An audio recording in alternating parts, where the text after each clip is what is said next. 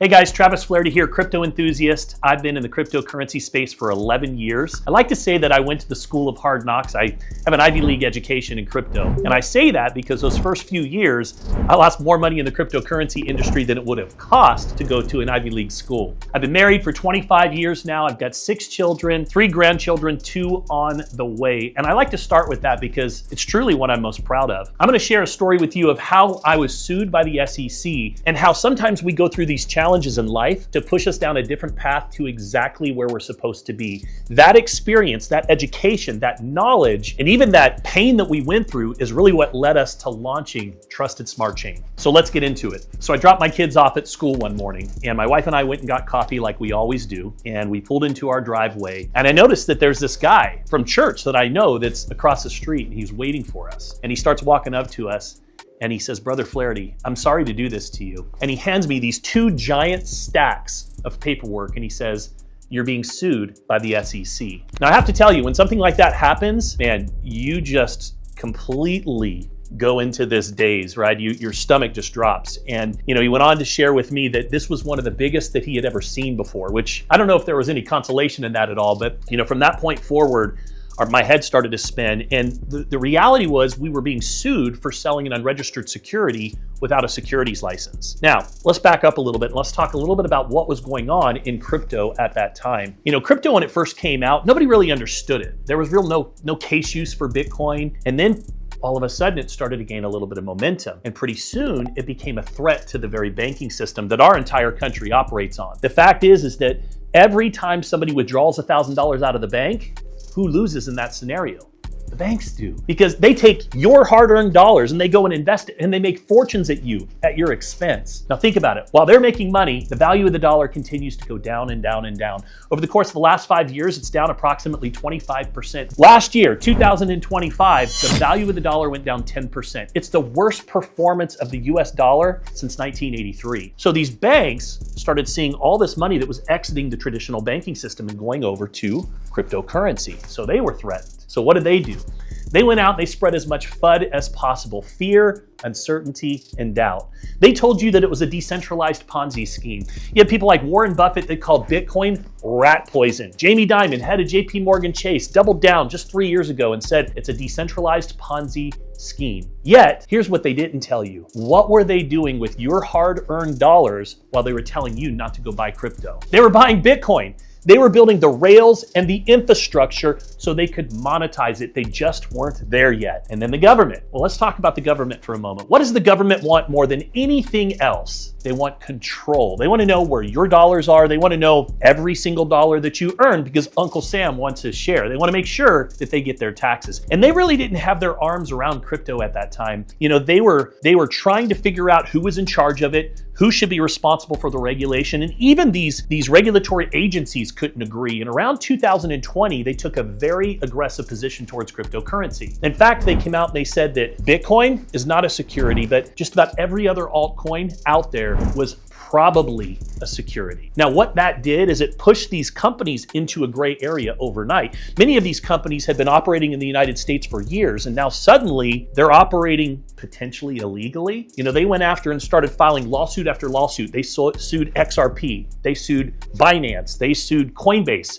Coinbase had been given permission several years prior by the same agency, and now they were suing them. And the claim was pretty much the same across the board, selling an unregistered security. Now think about this for a moment. You take the entire industry and you put it into a gray area. It's like putting these companies into a bucket. And from there, it's just like shooting fish in a barrel. And that's exactly what they did. And unfortunately, it pushed a lot of innovation outside of the United States. A lot of these companies, they basically said, we're not even going to do business in the US until they get their regulation figured out. Binance just said, we're not even going to touch the US. Well, unfortunately, I was brought in as a consultant to help a company launch one of the first tokenizing real-world asset projects. I loved this idea of tokenization. It first came onto the scene in 2020, 2021. And to me, it represented cryptocurrency growing up. It was the industry moving from hype and speculation to tangibility and substance. And that's something that I really could get behind. I've often asked myself, what would it take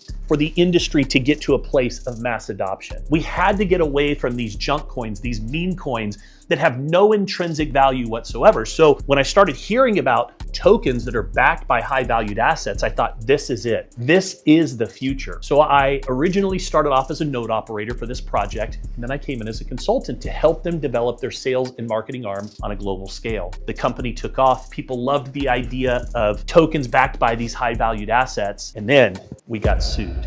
And I wasn't an owner in the company, but I was the guy that was doing a lot of the presentations. And so this was a civil lawsuit, and the claim again was I was selling an unregistered security without a securities license. So we met with our attorneys, and we really had a couple of choices. We could either go down the pathway of settlement with the SEC, or we could go and fight the SEC. Now, neither one of those pathways were very attractive. But sometimes when you believe in something and you're passionate about something, you've got to be willing to stand up and fight for it. And so we ultimately went to court. We challenged the position of the SEC. And I can tell you that we learned a lot through that experience. We learned a lot about the concerns in this industry.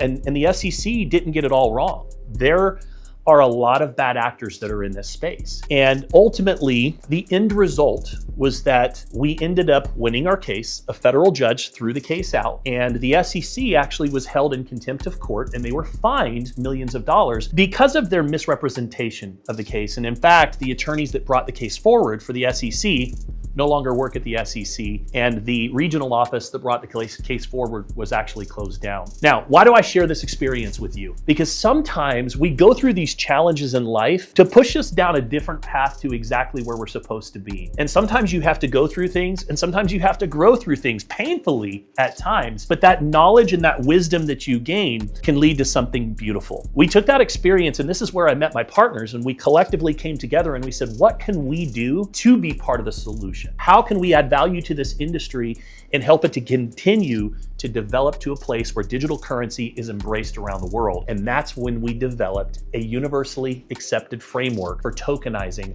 real world assets. Now, the way that we're doing that is this. First and foremost, we've made the decision up front that we're not going to focus on any of the speculative projects. There are thousands of coins out there, meme coins, that have no intrinsic value, no purpose. There's dogs, there's cats, there's frogs with space helmets on, and none of these coins have any real world case use. No utility whatsoever. And that's also where a lot of the fraud exists. You see, when it comes to hyped up meme coins, what you have to understand is for somebody to earn $1 million, somebody has to lose $1 million. On the other hand, you have these projects that have real world utility, real world case use. The demand doesn't come from artificial hype. We're talking about the Bitcoins, the Ethereums, the XRPs, the Solanas, the Hederas. These coins have real intrinsic value. We made the decision up front that we weren't going to participate in any of the speculative projects. Now, I'm not saying that all meme coins are bad. There's some projects that have really great ideas, but the reality is most of these projects that are launching, either they're node projects or they're meme coins, they're doing so to raise capital so that they can go start their business plan. And unfortunately, that's where a lot of money is mismanaged and a lot of people lose. Now, on the other hand, there's some really good businesses that are out there. These are real businesses, cash flowing with assets that want to raise capital. And here's the challenge. They don't have access to the system. Think about this for a moment. There's 300 million companies in the world today, and only 40,000 of them make it to the capital markets to go public. I want you to think about this for a moment. If I asked you, hey, there's this system out there, but 99.9% of the people out there don't have access to the system, what would you say about it? You'd probably say that it's broken, or that it's outdated, or maybe that it was built for the elite. And the reality is you would be right on all accounts. You see, these companies that are out there, they don't have access to the system. The cost of capital to be able to go public today costs on average about $5 million. And let's say that you are one of the fortunate ones and you do make it to the stock market. Congratulations, because your dollar turns into 80 cents overnight. Why do I say that? Because there's massive manipulation in the stock market. We think that it's an even playing field, and the reality is it's not. You've got companies like BlackRock and Hindenburg and other companies that are trying to short your stock. They have the ability to be able to oversell shares through things called dark pools and naked shorting that allow them to manipulate the stock in their favor. You add in bots, and I'll tell you what, it's a very risky proposition, especially if you're a small cap company that's looking to go and raise capital. You could go to private equity, but private equity wants you to give up something that nobody wants to give up: control. Now, what's happening is these companies have realized that they can utilize blockchain. The cost of capital is far less expensive. They're not exposed to those same traditional risks. And that's the reason why tokenization of real world assets is the biggest conversation in cryptocurrency and in the world of finance today. JP Morgan's talking about it. Fidelity's talking about it. Larry Fink, the head of BlackRock, just was on the media the other day saying that this is like a freight train that can't be stopped. We're at the very beginning of it,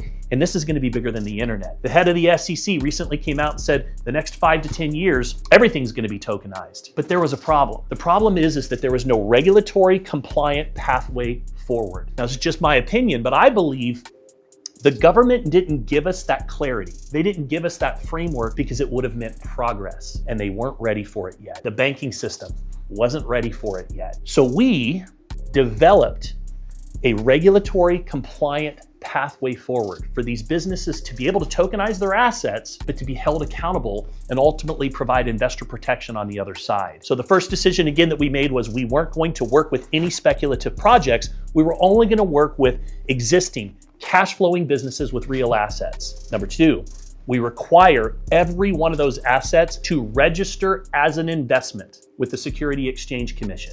They have to be fully compliant at all times. That means they have to have an independent audit up front. What a novel idea that we establish real value, that these assets actually exist. Audits annually thereafter with proper reporting on assets, on transactions, and all of the history that happens within the company. That changes everything. We are raising the bar in this industry. You see, it's one thing for a company to say, we're backed by gold. We're backed by billions of dollars in businesses. But here's the reality. If there's nothing there, no regulatory process that ties the physical asset to the digital tokens that you are buying in the open market, at the end of the day, what you have is clever marketing that's designed to get your dollars. On the other hand, if we now require these assets to register as an actual asset with the Security Exchange Commission, everything changes because now they have to go through a regulatory process that binds those high valued assets to the actual digital tokens that you're purchasing in the open market. That changes everything. And to our knowledge,